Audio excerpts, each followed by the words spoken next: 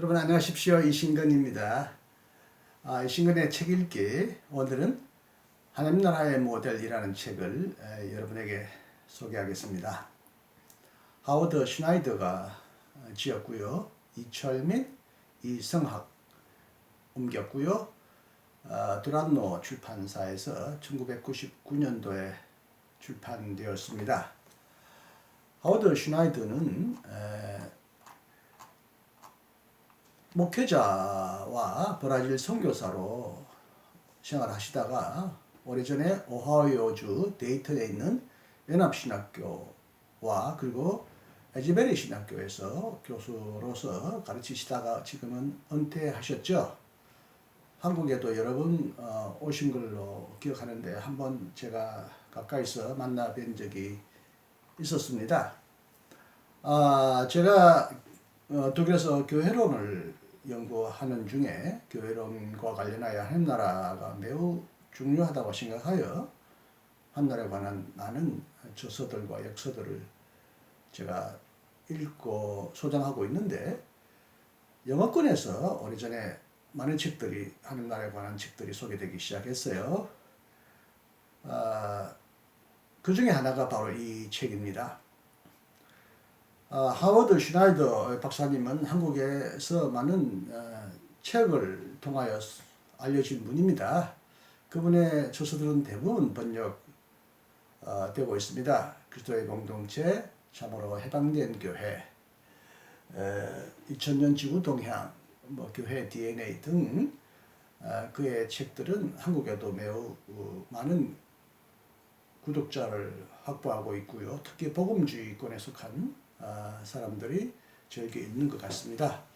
저도 그의 책은 다 읽어보지 않았고 오직 이 책만 읽었지만 물론 그리스도의 공동체라는 책도 교회론을 가르치거나 제가 책을 쓸 때 자주 인용했던 좋은 책이었습니다만은 무엇보다도 하나님 나라라는 이 주제가 제 시선을 강하게 끌어당겼기 때문에 책을 읽지 않을 수가 없었습니다.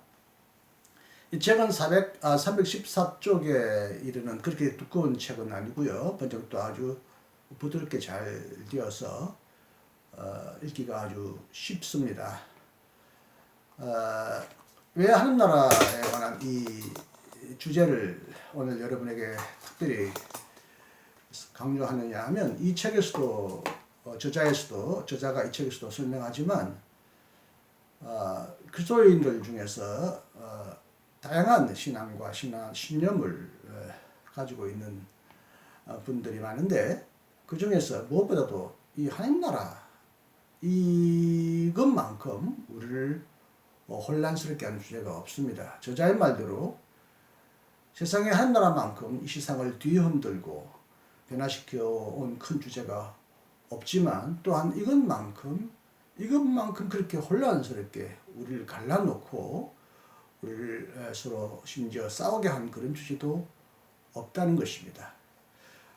저는 한국 교회에서 이 주제를 가지고 얼마나 치열하게 논쟁하고 싸워왔는지에 대해서는 정확한 정보를 지금 가지고 있지는 않습니다만 저는 여러 진영으로 나누어진 사람들이 이 주제를 가지고 서로 논쟁하는 것도 주목할 현상이긴 하겠지만 한국교회 대부분의 신앙인들, 심지어 목회자들과 또 신학자들 중에서도 굉장히 이 주제에 관하여 올바른 견해를 지니지 못하고 성도들에게 잘못된 설교를 하거나 잘못된 지식을 전달하는 그런 사람들을 주위에서 자주 보아왔습니다. 이 주제만큼 그렇게 우리를 혼란케 하는 기독교 주제가 많지 않다 할 정도로 이 주제는 매우 혼란스러운 주제로 우리에게 다가오고 있습니다. 물론 우리나라 한국 사람들은 우리나라의 그리스도인들은 전도할 때 예수, 천당, 불신지옥이라는 이런 테마를 들고 아주 열심히 전도하는 분들을 자주 볼 수 있는데 천국과 지옥, 천당과 지옥은 기독교를 대변하는 가장 선명한 주제이기도 하지만 또 그래서 이것이 전도 표제로 자주 나타나지만 이것만큼 또 오해와 갈등을 불러일으키는 주제도 적지 않은 것 같은데요. 그래서 제가 한국에 나온 여러 가지 하나님 나라에 관한 책을 인터넷에서 간단하게 검색해 봤더니 여기 나오는 이런 다양한 책들이 나왔습니다. 그런데 이 책들이 대부분 다 내가 죽어서 사후에 천국을 보았다든지 죽으면 천국이나 지옥에 간다든지 하는 그런 사후에 경험하게 될 그런 내용을 천국이나 지옥이라는 이름으로 표시하고 있더라고요. 근데 이것이야말로 정말 기독교 복음 중에 가장 중요한 핵심인 하나님 나라를 가장 결정적으로 왜곡하고 불신하게 하는 하나의 또한 중요한 이유가 되고 있다라고 생각합니다. 왜냐하면 여기서는 하나님 나라를 압도적으로 죽어서 가는 사후의 나라로 대부분 소개하고 있기 때문에 이것이 과연 예수님이 전파하셨던 하나님 나라의 복음과 일치하는가? 이것이 정말 기독교적인 하나님 나라 이해인가 하는 궁금증과 질문을 가질 수밖에 없었습니다. 이런 측면에서 하워드 슈나이더가 2000년 동안 특히 기독교 신학자들이나 지도자들이 하나님 나라를 어떻게 이해해 왔는지를 광범위한 자료를 통해서 연구하고 분류해서 하나의 모델로 제시한 것은 굉장히 큰 의미가 있고 그래서 큰 공헌을 우리에게 했다고 봅니다. 그는 하나님 나라의 모델을 크게 8가지로 나누어서 설명합니다. 첫째는 하나님 나라를 미래의 소망으로 이해하는 그런 사람들이 있었는데요. 이 모델은 굉장히 영적이고 비사회적이고 묵시적이고 초자연적으로 하나님 나라를 이해해 온 사람들입니다. 이레네우스, 터툴리안, 흔히 테러툴리아누스라고도 번역되죠. 요아힘, 이 책에는 요아킴이라고 번역합니다. 그리고 오순절 운동과 성결 운동을 일으켰던 사람들이 주로 이런 미래의 소망의 하나님 나라를 주장해 왔다고 그렇게 말하고 있습니다. 두 번째는 하나님 나라를 내면의 영적인 경험으로 이해하는 사람들도 있었다는 것이죠. 하워드 슈나이더에 따르면 이 모델은 가장 개인적이고 플라톤적이다. 헬라 철학자, 그리스 철학자 플라톤적이다. 세상 도피적이고 이원론적이라고 말합니다. 이런 내면의 영적인 경험을 통해서 하나님 나라를 이해해왔던 사람들은 사막교부들, 오리겐 혹은 오리게네스, 그레고리, 아빌라의 테레사, 토마스 아켄피스, 마시트 에카르트, 요한 아른트 이런 사람이라고 합니다. 세 번째는 하나님 나라를 신비로운 사귐으로 이해하는 자들이 있어봤다는 겁니다. 이 모델은 공동체와 예배, 성례전을 강조합니다. 경험적이고 상징적이고 미적인 특성을 가진 이 모델도 슈나이더에 따르면 비사회적이고 영적이고 연론적이라고 합니다. 이런 하나님 나라를 대변했던 사람들은 존 타울러, 리처드 박스터, 존 밀턴, 존 버년, 존 웨슬리, 토마스 오덴 등과 같은 사람이라고 합니다. 그리고 네 번째로 하나님 나라를 제도적인 교회 안에서 보려고 하는 사람들도 있습니다. 이 모델에서 하나님 나라는 교회와 밀접하게 연결되며 그들의 하나님 나라 이해는 현재적이고 가시적입니다. 무엇보다도 교회의 구조와 권위를 강조하는 견해입니다. 이런 견해는 주로 가톨릭 교회가 대변하기 때문에 이런 하나님 나라 이해에 따르면 하나님 나라는 상당히 보수적이고 제도적이고 계층적이고 권위적이고 심지어 억압적이기도 하고 정적인 특징을 띈다고 합니다. 다섯 번째, 하나님 나라를 대안사회로 이해하는 모델이 있습니다. 이 모델을 하우드 슈나이더는 저항의 나라 모델이라고 하는데, 이 모델은 예언적이고 그리스도 중심적이고 공동체와 대한 문화로서 교회를 강조하며 특히 평화의 나라를 강조하는 모델입니다. 여기서 하나님 나라는 현재적이면서도 미래적이고요, 개인적이면서도 사회적입니다. 아고스티누스도 이를 강조했다고 말합니다. 앞부분에서 제도적인 교회를 강조하는 사람 중에도 아고스티누스가 나오는데, 이 대한 사회를 강조하는 사람들 중에서도 역시 아고스티누스가 속해 있다고 합니다. 아시시의 성 프란시스를 비롯하여 사회 주도적인 가치관과 제도에 저항하는 자들이 주로 이 모델을 선호했다고 말합니다. 여섯 번째로는 하나님 나라를 정치적인 국가로 보는 견해가 있습니다. 이 모델은 신권 정치, 테오크라틱 킹덤의 나라와 비유됩니다. 하나님의 주권과 시민 윤리를 강조하고요, 세상에 대한 교회의 영향력을 긍정하며 전천년설적이기보다는 후천년설적인, 후천년주의적인 견해를 대변한다고 합니다. 콘스탄티누스 이후로 부각되었고요, 칼뱅, 부처, 크롬웰, 미국의 정치 사상 등에 반영되어 나타난다고 합니다. 일곱 번째는 하나님 나라를 기독교화된 문화로서 이해하는 모델이 있습니다. 이 모델에서도 하나님 나라는 현재적이면서도 미래적이고 개인적이면서도 사회적이고 물질적이면서도 영적입니다.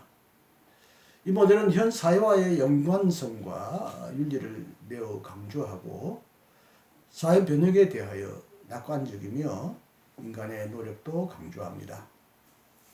이를 대변하는 사람들은 뱅엘, 프랑케, 웨슬리, 피니, 라우션부시, 매튜 등과 같은 사람입니다. 앞에 신비로운 사귐을 강조하는 모델에서도 웨슬리가 나왔다면 여기서도 웨슬리도 또한 나옵니다. 이렇게 보면 하나의 모델의 한 사람을 일방적으로 일반화하기 어렵다는 얘기를 슈나이더는 말하는 거죠. 한 사람이 여러 가지 다층적인 그런 견해를 동시에 가질 수 있고, 그래서 어떤 견해들은 서로 혼재하고 있기 때문에 완전히 다른 모델로 구분하기 어렵다는 것을 슈나이더는 여기서도 인정한다는 거죠. 그리고 마지막으로 이제 하나님 나라를 지상의 유토피아로 이해하는 모델이 있습니다. 이 모델은 구약 성서의 예언적인 하나님 나라의 비전을 강하게 주장하고요, 유토피아 공동체를 건설하려고 노력합니다. 이 모델은 거의 완전히 전적으로 지상적이고 현재적인 하나님 나라를 강조합니다. 콜린스, 오웬, 마르크스, 해방신학자들, 테아르 사르댕 등에서 이런 하나님 나라 이해가 나타난다고 말합니다. 결론적으로 저자는 하나님 나라가 천상적이면서도 지상적이고 현재적이면서도 미래적이며 개인적이면서도 사회적이라는 것을 인정해야 한다고 주장합니다.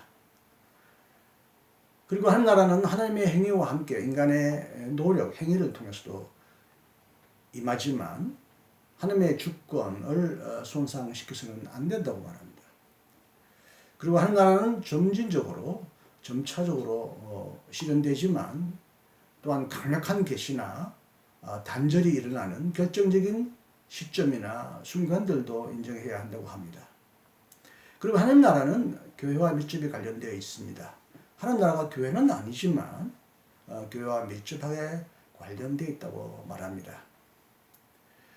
저자는 모델을 평가하는 기준을 세 가지로 제시하고 있는데요. 하나는 하나님의 말씀에 얼마나 충실한가, 그 청서 말씀에 얼마나 충실한 견해인가를 기준으로 삼아야 하고요. 두 번째는 교회 내의 그리스도인의 공동생활에 얼마나 도움을 주고 있는가 하는 것도 하나의 기준이고요. 마지막 기준은 세상 속에서 구속적인, 여기서 구속이란 말은 이제 구원을 실현하는 그리스도인의 삶을 얼마나 고무하고 육성하는가. 이 세 가지 기준에 따라서 올바른 모델을 가려내는 기준을 자기는 스나이드는 볼 수 있다고 여기서 말합니다.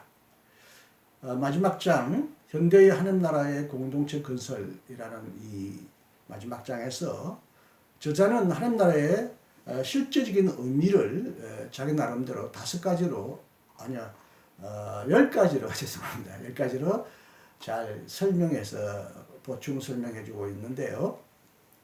첫째, 하늘나라는 만물을 다스리는 하나님의 통치다. 예, 이 첫 설명은 굉장히 하늘나라 이해를 가장 분명하게 제시해주는 가장 중요한 내용이라고 봅니다. 하나님의 나라라고 흔히 번역함으로써 하나님의 나라가 마치 어떤 특정한 공간이나 영역, 어떤 시간에만 제한되어 있는 듯이 착각하는 사람들이 들어있는데, 하나님 나라는 원래 그 의미가 영역이라기보다는 통치 현실, 하나님이 통치하시는 상태를 의미하는 표현이죠.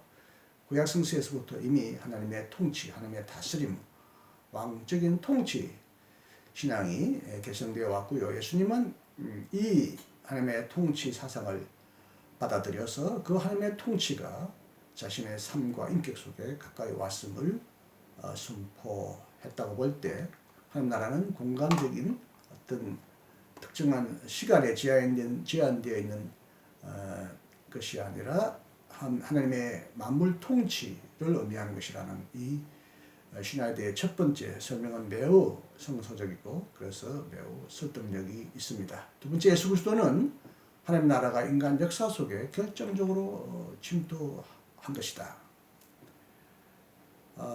옛 예언자들은 하나님 나라가 오기를 기대하거나 약속했다면 예수님은 그 약속이 자신의 인격과 삶 속에 가까이 왔다. 이미 여기서 확장되고 선포되고 강하게 퍼져나가고 있다. 그렇게 예수님은 말씀하셨는데, 우리 그리스도인들은 무엇보다도 하나님의 나라가 예수 그리스도를 통하여 그의 인격 안에서 매우 가까이, 매우 효과 있게, 실효 있게, 매우 능력 있게, 힘차게 이 나라, 이 세상 안으로 들어왔다고 저들도 믿어야 할 것입니다. 하나님 나라는 역사적이다. 세 번째. 이 말은 이제 하나님 나라가 비역사적인 것이 아니라는 거죠. 초역사적, 하나의 역사 위에 있거나 비역사적, 역사가 아닌 어떤 개인의 실존에 있거나 역사를 벗어난 어떤 다른 상태, 내세의 상태에 실현되는 것이 아니라 역사 속에서 역사를 통해 실현되어 나가는 실제라는 이 슈나이드의 주장은 매우 타당합니다. 조금 전에도 말했지만 한국 사람들은 특히 압도적으로 하나님 나라를 죽어서 가는, 죽어야 비로소 받을 수 있는 내세의 어떤 하나님의 축복으로 이해하는 경향이 매우 강하지만, 성서는 전반적으로 하나님 나라가 역사 속에서, 역사 안에서 임하여 있는 하나님의 강력한 통치 현실이라는 사실을 매우 중요하게 강조하고 있음을 볼 수가 있습니다. 네 번째, 하나님 나라는 새로운 사회 질서를 약속하는 동시에 새로운 사회 질서 그 자체다. 하나님 나라는 새로운 사회 질서가 올 것이라고 약속하면서 그 사회가 지금 여기서 이루어진다는 의미에서 사회 질서, 새로운 사회 질서 그 자체가 하나님 나라라고 슈나이드는 말합니다. 하나님 나라는 사탄의 나라와 적대적이다. 예수님은 하나님 나라를 선포하실 때 무엇보다도 사탄이 하늘에서 땅에서 땅으로 떨어지는 것을 보았다고 말하시면서 사탄과 하나님의 대결을 영적으로, 현실적으로 아주 생생하게 강조하셨는데요. 물론 성경의 사탄의 나라는 사탄이 직접 지배하는 나라라기보다는 이 땅의 통치자나 악한 세상의 세력들을 장악하면서 그 벼의에서 이 세상을 지배하는 어떤 그런 어두운 어둠의 세력이라고 성서는 묘사하지만 저건 하나님은 예수님은 이런 사탄의 지배를 깨시고 그로부터 인간을 해방하시는 활동을 하시면서 바로 그런 활동 속에서 하나님 나라가 가까이 왔다라고 예수님은 분명히 선포하셨죠. 여섯 번째, 교회는 하나님의 나라가 아니지만 하나님 나라의 공동체가 되라는 부르심을 받는다. 하나님 나라를 믿고 순종하는 자들이 모인 공동체가 교회이지만, 그래서 교회 안에서 하나님 나라가 가장 실효성 있게, 가장 능력 있게 나타나고 확산되지만, 그러나 아직 교회는, 죄가 많은 교회는 완전한 하나님 나라가 아닙니다. 그럼에도 불구하고 하나님 나라는 교회 안에서 가장 실정적으로 실효 있게 활동한다는 측면에서 하나님 나라의 공동체가 되라는 부르심을 받은 자들이 모인 교회, 이 교회가 바로 하나님 나라를 선포하는 하나의 교회로서 부르심을 받았다고 해야 하겠죠. 하나님 나라에 들어가기 위해서는 회개와 믿음, 순종이 요구된다. 회개와 순종, 믿음이 하나님 나라에 들어가는 조건인지 통로인지 설명하는 관점은 다를 수 있겠습니다. 혹은 회개해야 하나님 나라가 들어오는지, 아니면 하나님 나라가 들어오면서 우리를 회개하게 하는지, 이런 것도 조금 강조점의 차이가 있겠습니다. 그러나 어쨌든 하나님 나라는 회개와 무관하지 않다는 것, 우리를 과거의 생각과 생활 방식으로부터 완전히 되돌이켜서 우리의 사고와 생활 방식을 180% 되돌려서 이 세상과는 전적으로 다른 새로운 하나님의 은혜의 나라, 행복의 나라, 구원의 나라가 올 때 우리는 당연히 잘못된 우리의 생각과 관습과 행동을 고쳐서 변화되어야 한다는 것, 혹은 변화를 촉구하면서 하나님 나라가 우리에게 들어온다고 하는 것은 분명한 사실입니다. 그런 의미에서 하나님 나라와 회개는 밀접하게 연결되어 있고요. 또 하나는 무엇보다도 순종이 요구되어 있다는 것입니다. 이 부분은 뒷부분에서 좀 더 보충 설명을 주나이터가 하고 있습니다. 하나님 나라에 들어가기 위해서는 회개와 믿음이 순종이 요구되고, 하나님의 통치는 무엇보다도 율법보다는 은혜의 나라라고 말합니다. 인간의 공로나 행함으로 받는 나라가 아니라 은혜로 받는 나라다. 흔히 돈으로 못 가요, 힘으로 못 가요, 하나님 나라 이렇게 어린이들이 부르는데, 저는 그 내용은 동의하지만, 제가 다른 분들에게도 말했듯이 하나님 나라가 못 가요라고 말하면 다시 하나님 나라가 어떤 가야 될 어떤 사후의 세계처럼 저 멀리 다른 곳이 있는 것처럼 착각하니까 돈으로도 못 사요. 돈은 뭘 주고 사는 하나의 그런 도구잖아요. 돈으로도 못 사요. 힘으로도 못 뺐어요. 이런 식으로 가사를 좀 바꿨으면 좋겠다. 한 나라는 가는 것이 아니라 오는 것이고 이미 예수 안에서 왔다. 그러나 그것은 우리의 공로나 우리의 행위와 무관하게 하나님의 은혜의 선물로, 해방의 선물로 우리에게 오는 것이다. 그런 의미에서 은혜가 강조되어야 한다는 것은 두말할 필요가 없습니다. 그럼에도 불구하고 아홉 번째, 하나님의 나라의 삶은 예수 그리스도의 모범과 가르침 속에 제시되어 있다. 이 말은 예수님이 하나님 나라의 모범을 보여주셨고 그의 가르침 속에서 하나님 나라를 신성하게 증거했다고 볼 수 있지만, 다른 한편으로는 모범이란 말은 우리가 따라야 할 모델이잖아요. 예수님의 가르침은 단순히 귀로만 듣고 그렇구나가 아니라 우리가 순종해야 할 교훈이잖아요. 그런 의미에서 하나님 나라는 또한 우리에게 새로운 사고방식만이 아니라 새로운 생활 양식, 새로운 순종을 요구한다는 의미에서 하나님 나라는 우리의 순종과도 뗄 수 없다는 것, 그것은 일곱 번째 슈나이더가 설명했던 것과 분명히 연결된다고 볼 수 있겠습니다. 열 번째, 하나님의 나라는 하나님의 주권적인 성령의 신비한 사역을 통해서 올 뿐만 아니라 하나님의 주도성, 선치적인 하나님의 초월적인 은혜이지만 또한 인간의 믿음과 순종을 통해서도 온다. 이것도 인간의 믿음과 순종을 여전히 슈나이더는 강조하고 있습니다. 인간의 믿음과 순종이 하나님 나라를 앞당겨오거나 끌어오는 것은 아니지만, 하나님 나라는 우리에게 믿음과 순종을 요구하고 또 우리의 믿음과 순종을 통하여 하나님 나라는 이 땅에 더 효과적으로 확장되고 좀 받을 수 있다. 다른 측면에서 말하면 하나님 나라는 우리의 협력과 협동, 제자의 길을 요구하고 우리의 그런 협력을 통하여 하나님 나라가 이 땅에 성취되기를 원하신다. 하나님의 나라는 하나님이 통치하시는, 하나님이 홀로 통치하시는 나라이지만 그의 나라를 우리에게 주실 때는 우리의 순종과 믿음을 통해서 주신다. 그렇게 말할 수도 있겠습니다. 마지막으로 저자는 교회에는 하나님의 나라에 대한 성경적인 의식, 깨달음이 있어야 한다라고 말하면서 하나님 나라를 민감하게 의식하기 위하여 교회가 알아야 할 중요한 사항을 6가지로 정리를 합니다. 첫 번째, 교회는 하나님의 통치의 최종 승리를 확신하면서 살고 이해해야 한다. 지금의 현실이 얼마나 어떻든 낙관적이든 비관적이든 지금의 현실에 대한 진단과 평가는 무관하게 또 현실이 아무리 암담하다 하더라도 궁극적으로 하나님 나라가 지금 여기에서도 여전히 활동하고 있고 최종적으로 승리할 것임을 믿고 그렇게 살고 일해야 한다고 말합니다.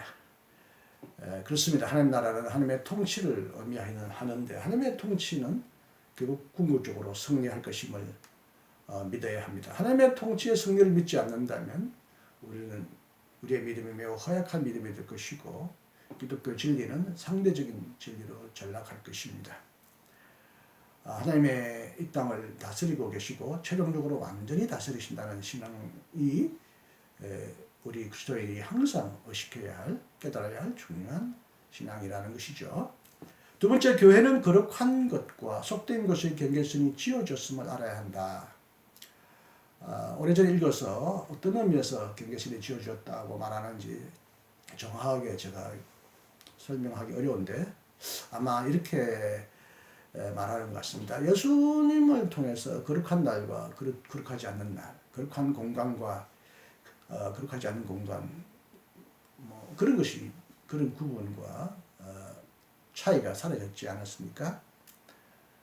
사마리아 땅에서 사마리아 여인이 우리가 어디서 예배해야 할까? 꼭 예루살렘 성전에 가야 할까? 라고 질문했을 때 예루살렘도 말고 사마리아 땅에서도 말고 그리신 산에도 말고 시온산에서도 말고 그 어디서나 신령과 진정으로 예배하는 자를 하나님은 찾으신다고 하셨잖아요.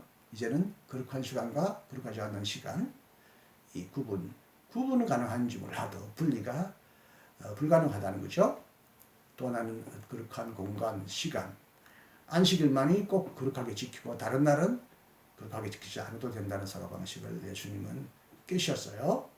언제나 어디서나 하나님의 나라, 하나님의 뜻을 받아들이고 하나님에게 순종하는 삶을 살아야 된다고 예수님이 말씀하셨다고 말할 때 이것은 바로 속된 것과 거룩한 것의 경계선이 공간적으로 시간적으로 철폐되었다는 것을 우리에게 알려주는 내용인데요.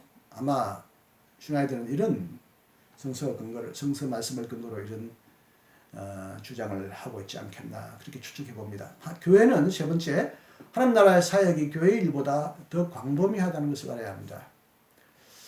하나님 나라를 믿고 그 복음을 전파하고 실천하는 사람들이 모인 곳이 교회이지만 하나님의 통치는 교회 안에 갇혀 있거나 하나님의 안에 교회 안에서만 제한되는 것은 아니죠. 만물을 창조하시고 통치하시는 하나님은 만물 안에 임재하시고 만물을 다스리시는 분이기 때문에 교회보다 더 큰 세상과 우주 안에서 하나님이 어떻게 통치하고 계심을 우리는 통치하고 계시는지를 늘 생각하며 그렇게 활동해야 할 것입니다. 네 번째, 정의와 복음 전도에 대한 관심은 필연적으로 함께 묶여 있다. 제가 슈나이더를 특별히 좋아하는 이유는요, 복음주의권에 속하는 사람들, 특히 그 중에도 아주 매우 보수적인 사람들은 사회 정의 실현이나 사회 참여는 믿지 않는 사람들, 마르크스주의자들, 인본주의자들이 하는 일이고, 기독교인들은 오직 개인 전도, 영혼 구원만 해야 한다. 혹은 이 땅에서는 하나님 나라를 이룰 수 없으니 예수 믿고 죽어 천당으로 가는 이 복음만을 전해야 된다고 말하면서 세상의 현실에 대해서 무관심하거나 등을 돌리게끔 만드는 그런 잘못된 그리스도인들이 들어있는데요. 이것은 분명히 예수님의 선포와는 무관합니다.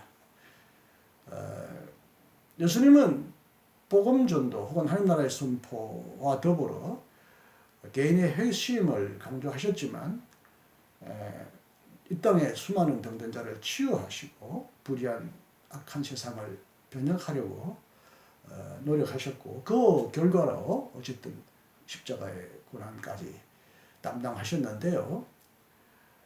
오랫도록 세계 기독교회는, 한국교회도 사회정의에 관심을 가지면서도 개인전도를 중시하는 교회와 개인전도만을 강조하면서 사회정의는 외면한 교회로, 아니 어떻게 보면 사회정의만 너무 강조하거나 혹은 개인전도만 강조하는 그런 교회로 나누어져 있었는데, 얼마 전에 이제 복음주의권에 속했던 지도자들이 모여서 특히 로잔에서 로잔 언약이라는 것을 발표하지 않았습니까? 거기서 우리가 오래도록 사회정의, 사회 참여를 등한시해 왔던 것을 회개한다.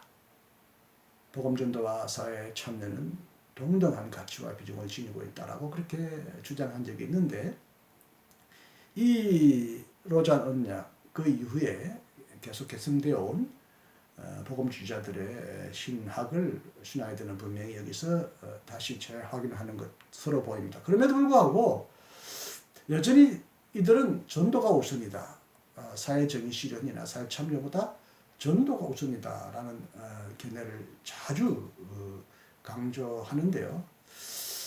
과연 예수님은 하나님 나라의 활동을 위하여서, 모든 활동이 하나님 나라의 활동이지만 그 안에서 개인 회심과 사회정의 현실을 명확하게 구분하면서 항상 개인 전도만을 우선시했느냐 하는 질문이 생겨날 수밖에 없고요. 현실적으로 물에 빠진 사람은 건져 놓고 불의에 신음하는 사람들은 그들을 구원한 후에 복음을, 하나님 나라의 복음을 개인적으로 전파해야 할 텐데, 항상 어떻게 전도만 우선시할 수 있겠습니까?